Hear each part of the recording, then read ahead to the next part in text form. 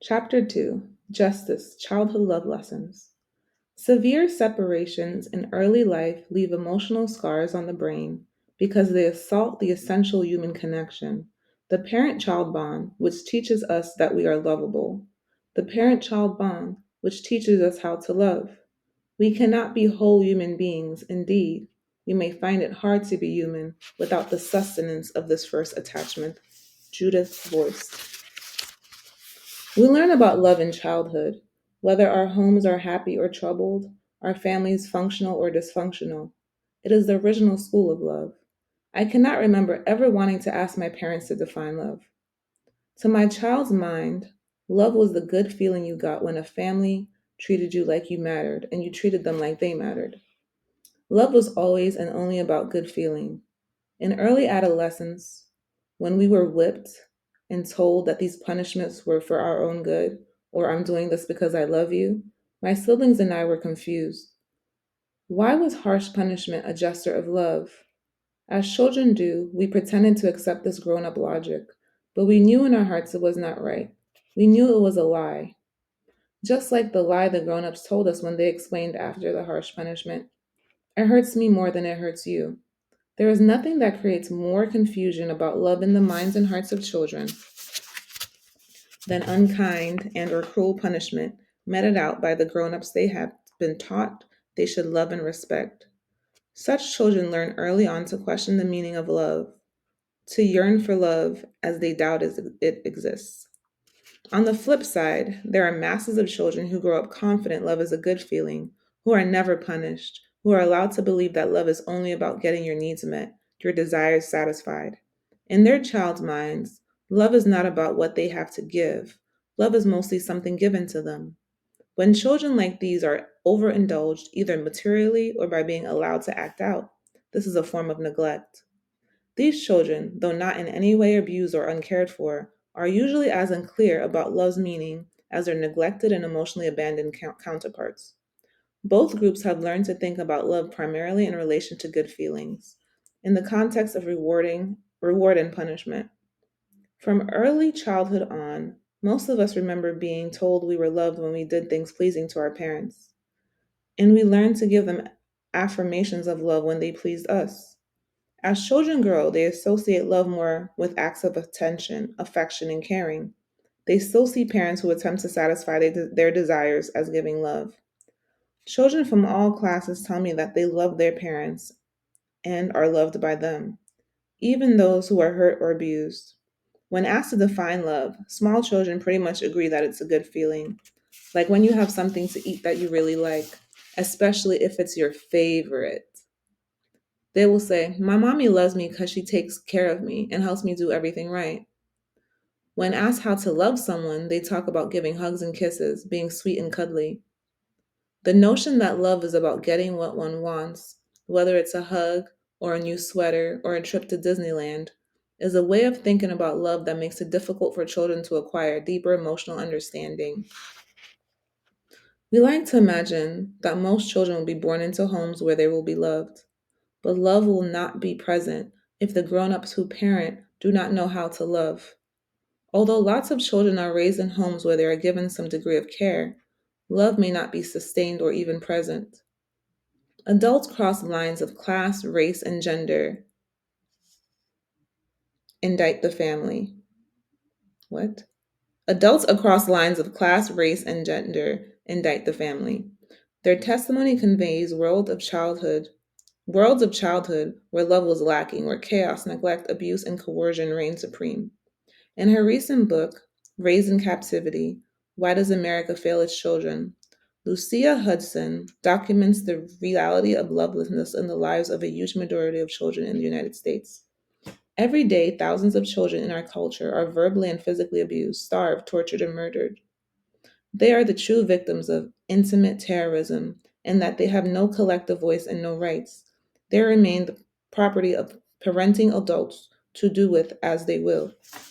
There can be no love without justice. Until we live in a culture that not only respects but also upholds basic civil rights for children, most children will not know love. In our culture, the private family dwelling is the one institutionalized sphere of power that can easily be autocratic and fascistic. As absolute rulers, parents can usually decide without any intervention what is best for their children.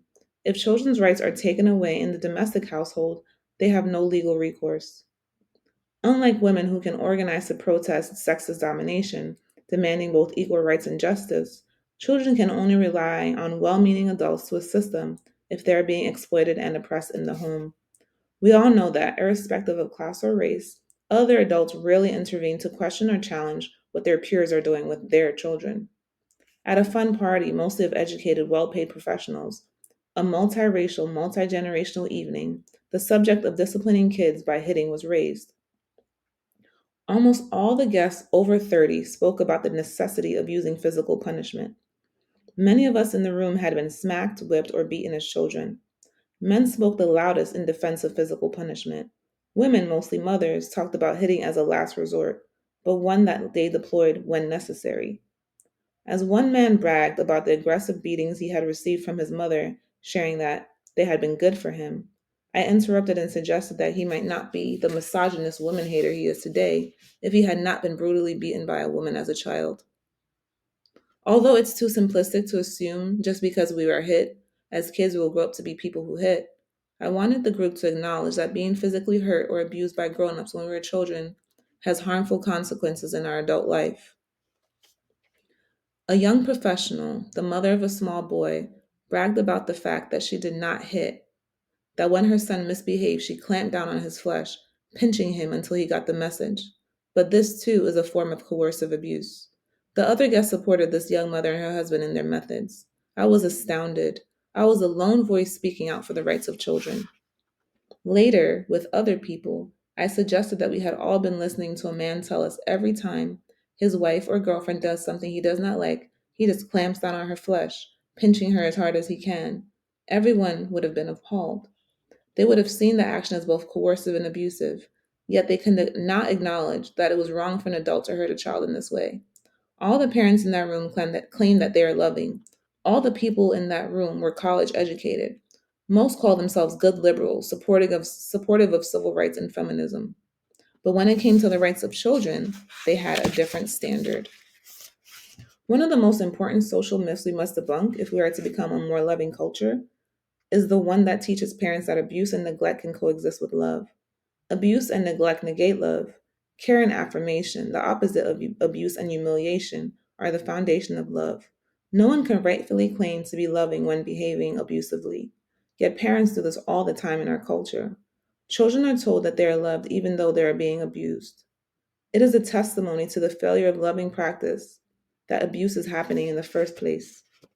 Many of the men who offer their personal testimony in boyhood, growing up male, tell stories of random violent abuse by parents that inflicted trauma. In his essay, Women My Father Hit Me, When My Father Hit Me, Bob Shelby describes the pain of repeated beatings by his dad, stating, "From those experiences with my father, I learned about the abuse of power. By physically hitting my mother and me, he effectively stopped us from reacting to his humiliation of us.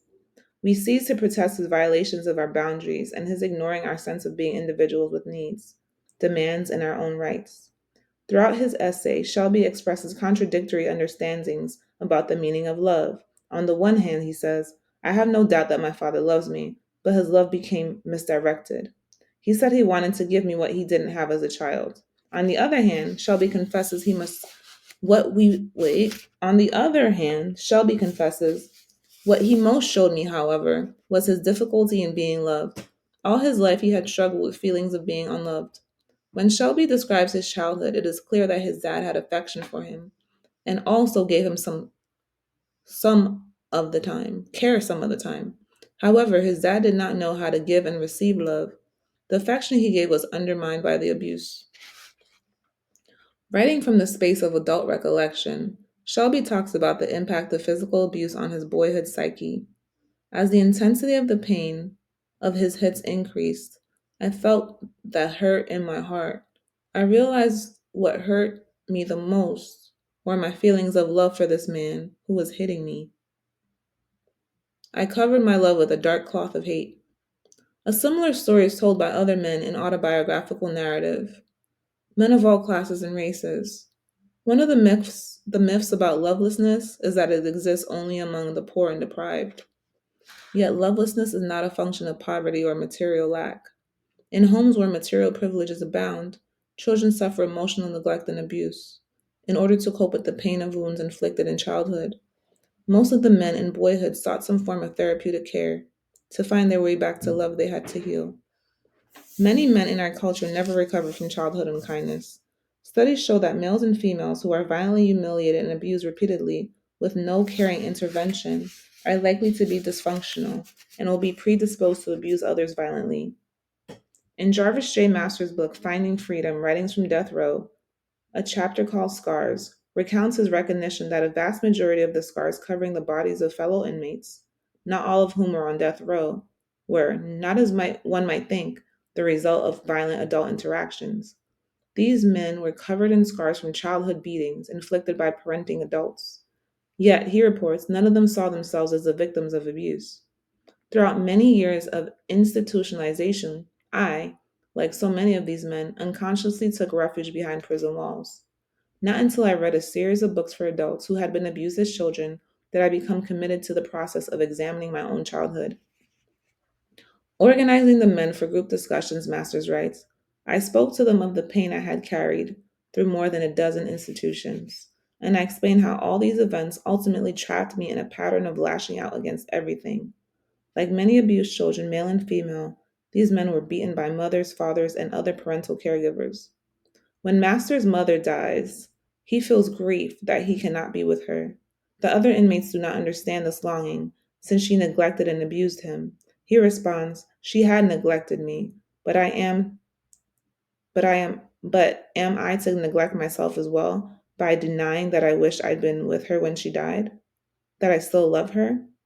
Even on death row, Master's heart remains open, and he can honestly confess to longing to give and receive love. Being hurt by parenting adults rarely alters a child's desire to love and be loved by them. Among grown-ups who were wounded in childhood, the desire to be loved by uncaring parents persists, even when there is a clear acceptance of the reality that this love will never be forthcoming. Often, children will want to remain with parental caregivers who have hurt them because of their pathetic feeling for those adults.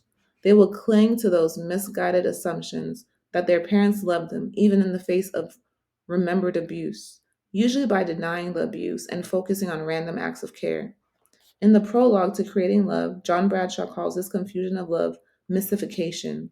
He shares, I was brought up to believe that love is rooted in blood relationships. You naturally loved anyone in your family. Love was not a choice. The love I learned about was bound by duty and obligation. My family taught me our culture's rules and beliefs about love. Even with the best intentions, our parents often confuse love with what we would now call abuse. To demystify the meaning of love, the art and practice of loving, we need to use sound definitions of love when talking with children, and we need to ensure that loving action is never tainted with abuse.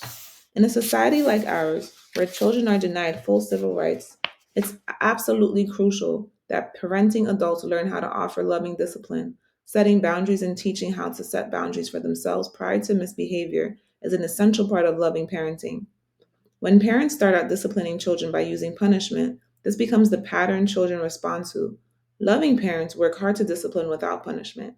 This does not mean that they never punish, only that when they do punish, they choose punishments like timeouts or taking away privileges.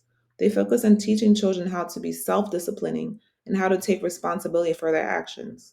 Since the vast majority of us were raised in households where punishment was deemed the primary, if not the only way to teach discipline, the fact that discipline can be taught without punishment surprises many people.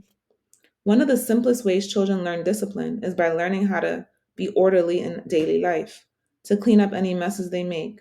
Just teaching a child to take responsibility for placing toys in the appropriate place after playtime is one way to teach responsibility and self discipline. Learning to clean up the mess made during playtime helps a child learn to be responsible, and they can learn from this practical act how to cope with emotional mess. Were there current television shows that actually model loving parenting? Parents could learn these skills. Television shows oriented towards families often favorably represent children when they're overindulged, are disrespectful, or are acting out. Often, they behave in a more adult manner than the parents. What we see on television today, actually, at best, models for us inappropriate behavior and, in worst case scenarios, unloving behaviors. A great example like this is a movie Home Alone, which celebrates disobedience and violence. But television can portray caring, loving, but television can portray caring, loving family interaction. There are whole generations of adults who talk nostalgically about how they wanted their families to be like the fictive portraits of family like portrayed on Leave It to Beaver or My Three Sons. We desired our families to be like those we saw on the screen because we were witnessing loving parenting, loving households. Expressing to parents our desire to have families like the ones we saw on the screen, we were often told that those families were not realistic. The reality was, however, that parents who come from unloving homes have never learned how to love and cannot create loving home environments or see them as realistic when they're watching them on television. The reality the reality they are most familiar with and trust is the one they knew intimately. There was nothing utopian about the way problems were resolved on these shows. Parents and child discussion, critical reflection, and finding a way to make amends was usually the process by which behavior was addressed. On both shows, there was never just one parenting figure. Even though the mother was absent on My Three Sons, the lovable Uncle Charlie was a second parent. In a loving household, there are several parental caregivers. When a child feels one parent is being unjust, that child can appeal to another adult for mediation, understanding, or support. We live in a society where there are a growing number of single parents, female and male, but the individual parent can always choose a friend to be another parenting figure, however limited their interaction. This is why the categories of godmother and godfather are so crucial. When my best girlhood friend chose to have a child without a father in the household, I became the godmother, a second parenting figure. My friend's daughter turns to me to intervene if there is a misunderstanding or miscommunication between her and her mom. Here's one small example. My adult friend had never received an allowance as a child and did not feel she had the available extra money to offer an allowance to her daughter. She also believed her daughter would use all the money to buy sweets. Telling me that her daughter was angry with her over this issue, she opened up the space for us to have a dialogue. I shared my belief that allowances are important ways to teach children discipline, boundaries, and working through desires versus needs. I knew enough about my friend's finances to challenge her insistence that she could not afford to pay a small allowance, while simultaneously encouraging her not to project the wrongs of her childhood onto the present. As to whether the daughter would buy candy, I suggested she give the allowance with the statement of hope that it would not be used for overindulgence and see what happened. It all worked out just fine. Happy to have an allowance, the daughter chose to save her money to buy things she thought were really important, and candy was not on this list. Had there not been another adult parenting figure involved, it might have taken those two a longer time to resolve their conflict, and unnecessary estrangement and wounding might have occurred. Significantly, love and respectful interaction between two adults exemplify for the daughter, who was told about the discussion, ways of problem solving. By revealing her willingness to accept criticism and her capacity to reflect on her behavior and change, the mother modeled for her daughter, without losing the dignity or authority, the recognition that parents are not always right. Until we begin to see loving parenting in all the walks of life in our culture, many people will continue to believe we can only teach discipline through punishment, and that harsh punishment is an acceptable way to relate to children. Because children can innately offer affection or respond to affectionate care by returning it, it is often assumed that they know how to love and therefore do not need to learn the art of loving. While the will to live is present in very young children, the will to live or the will to love? The will to love is present in very young children. They still need guidance and ways of love. Grown ups provide that guidance. Love is as love does, and it is our responsibility to give children love. When we love children, we acknowledge by our every action that they are not property, that they have rights, that we respect and uphold their rights. Without justice, there can be no love.